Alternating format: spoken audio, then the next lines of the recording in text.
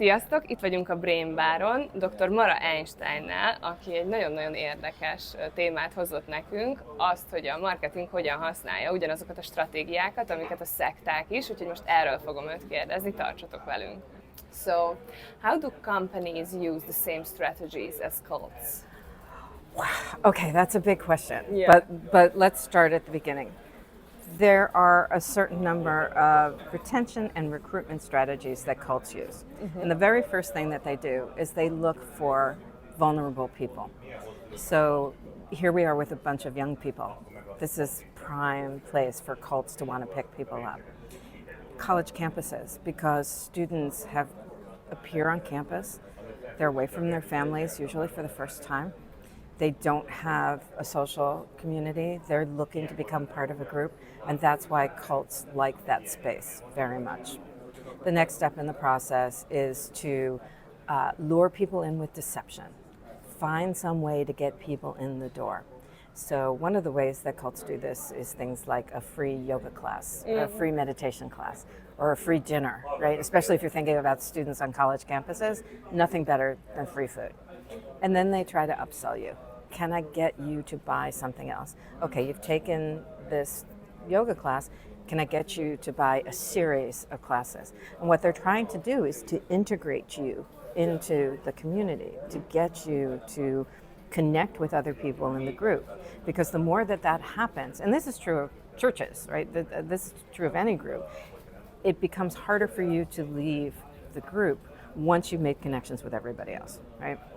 So then as that begins to happen, then they love bomb you. They tell you how wonderful you are, you're fabulous, you would be wonderful in this group. And then they begin to bring you further and further in. They begin to separate you from your community, from your friends and your family. Anybody who would tell you that there's something wrong with the cult. And then they finally tell you what the cult is all about. And then the last part of it is they make it difficult for you to leave. Yeah. So a great example of that, a lot of people know about Scientology, right? They follow you around if you try to leave. Remember, you've become part of this group. And so now leaving the group, which has become your family, which has become your friends, which has become your community, is suddenly no longer available to you. And so how do you integrate yourself back into the world when you've cut everybody else off that you used to be with? The other thing that cults do is they create in and out groups. You're either for us or you're against us. And so you push away anybody who isn't part of that. And we can talk about this as it relates to marketers in just a second. Usually cults also have a charismatic, usually narcissistic leader. And we don't necessarily have that in advertising and marketing, but the one place where I argue that exists is in weight loss. Anyone who's ever had to deal with trying to lose weight, they know exactly what they're supposed to eat, they're exactly how much they're supposed to eat, how much they're supposed to work out, right? You don't need an outside cult leader. You have internalized that cult leader.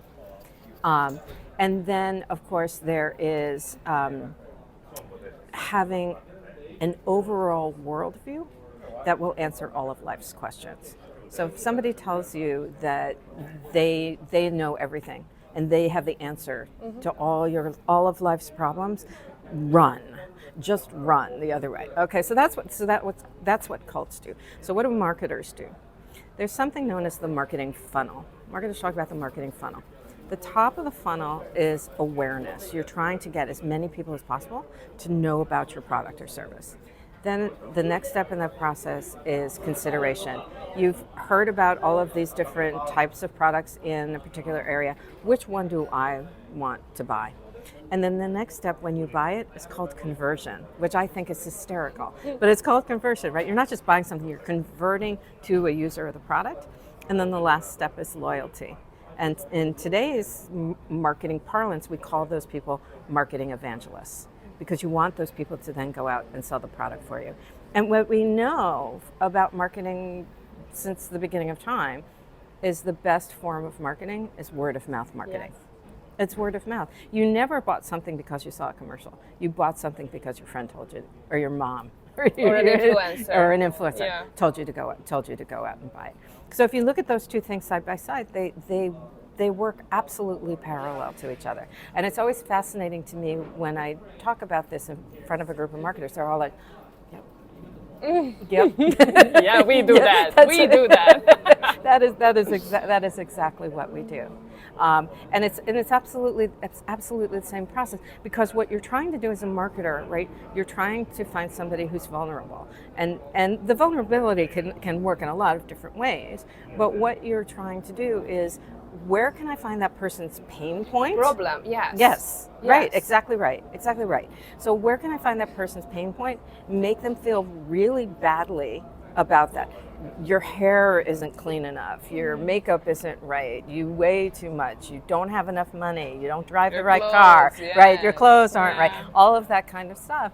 And you make people feel bad about themselves, so then they want to find a way to eliminate that problem, right?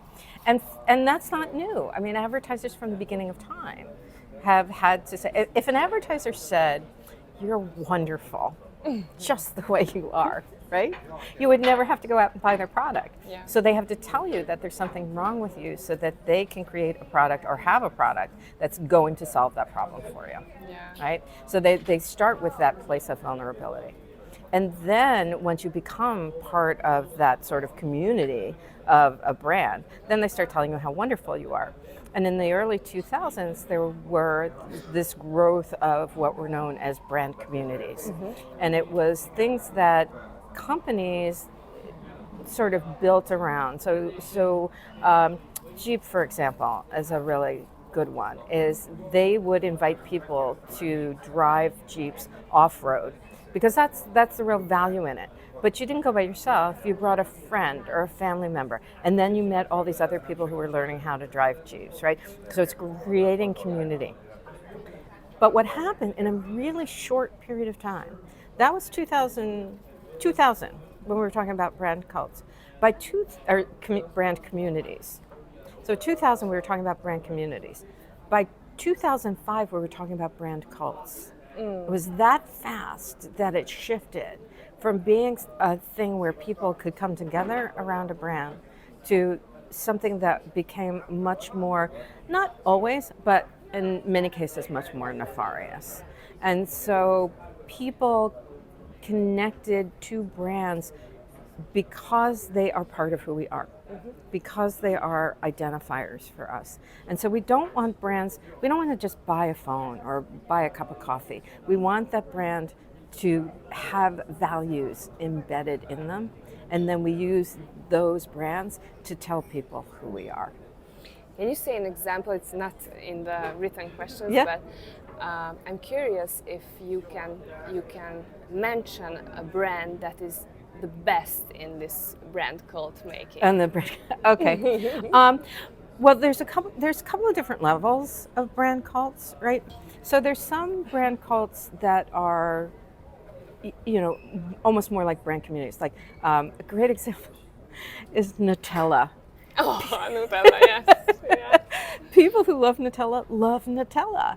And this idea of World Nutella Day was created by the fans. It wasn't created by the company. And so World Nutella Day is a time when people come together and they share the recipes that they use and all of that kind of stuff. So that's one type of brand cult.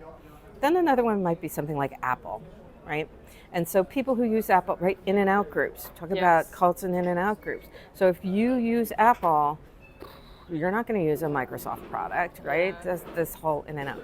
And the other thing that Apple does, narcissistic cult leader, right? Steve Jobs, holy smokes. The guy is dead. How many years? How many years is he dead? A few years, right? Yeah. And people still think of him as the leader of the company, right? And so you also have Apple forums. You also have these big events, Apple events, where people get together once a year. In the forums, people teach other people how to get the best use out of Apple products. They also have the walled garden, right?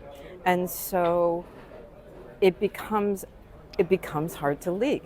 Yes. Right. So I'm a cult member. Right. I just realized that I'm a cult member. Yes.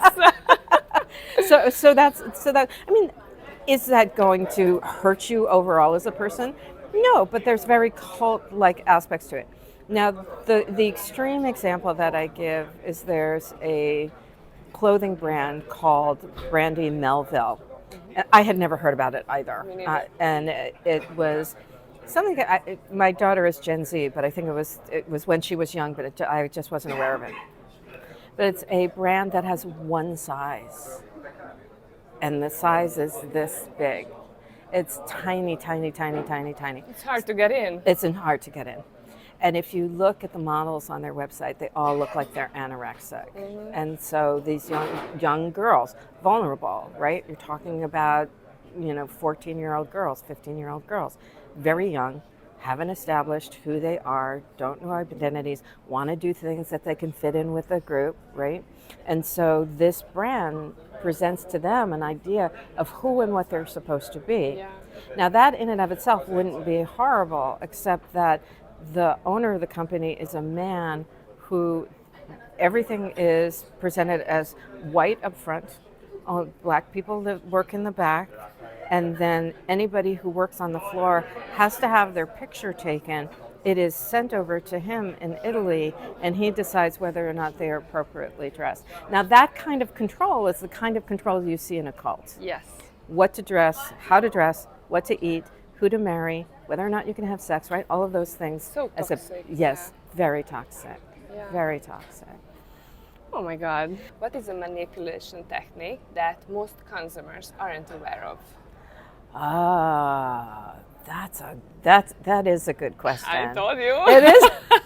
That is a good question.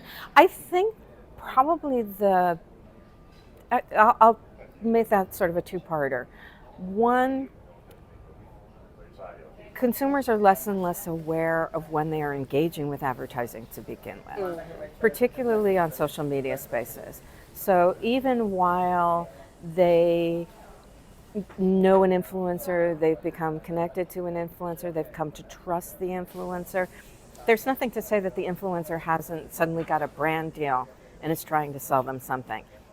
And that opens people up to buy things that they may not want or need. I think the other thing is this constant need to upsell, right? And so you can think about it as, God, I've never thought about it this way before, but it's really true. We've gotten used to the freemium model, this, the idea of the freemium model. So we're used to getting something for free for a little while, and then it sort of pulls it out, and then we have to pay for it. One of the worst situations, I just heard about this, and I was so angry I wanted to spit, truly, was we're hearing more and more about teenagers interacting with AI chatbots, and they're using them as therapists, as pals, as friends, and all of this kind of stuff. And what the companies do is, over a certain period of time, they build the trust between the chatbot and the kid. And when the kid wants the answer to the most important question, that's when they start charging them. Oh my God. I thought my head would explode when I heard that deal. So the question becomes, and how do people protect themselves against something like that, is, look for yourself getting pulled further and further into engaging with a product that is giving itself to you for free, or a product that starts with something that isn't a lot of money, maybe $50 or $60, but then gets to the step that they want to sell you on the $600, coaching coaching packages, and that's usually like a $5,000 coaching package or whatever it is. Yeah. How can we make more conscious decisions as consumers when marketing hits us so hard? Mm-hmm. I think a lot of it has to do with understanding the patterns, knowing to look for the patterns, and that's part of the reason why I wrote the book, and why I wanted people to see and understand how cults go through this very systematic process. And so you can stop yourself. If you know what the steps are, you can stop yourself everywhere along the way.